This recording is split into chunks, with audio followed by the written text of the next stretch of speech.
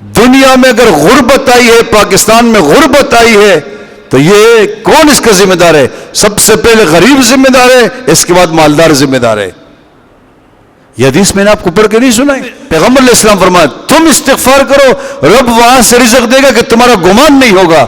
غریب کہتے ہیں میں کیسے استغفار کروں؟ بد نظری کون کرے گا؟ یہ کون کرے گا؟ وہ کون؟ غریب ہے، اس کے باوجود بھی گناہ کر رہا ہے۔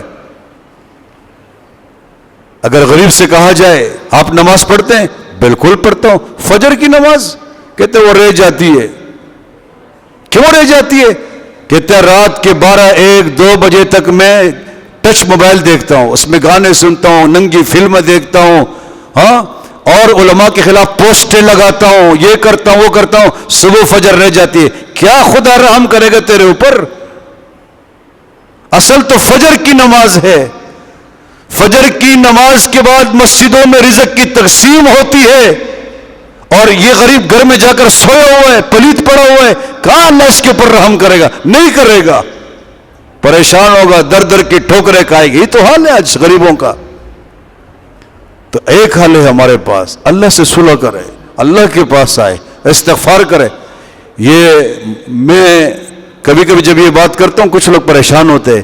دنیا میں سب سے بڑی بے شرمی یہ ہے کہ کسی کے سامنے انسان ہاتھ پھیلائے، بس اس سے بڑی بے شرمی نہیں ہے، بڑی بے غیرتی یہ ہے۔ اللہ کے بندے، جب تم بندے کے سامنے ہاتھ پھیلاتے ہو، رب کے سامنے کیوں نہیں پھیلاتے ہو؟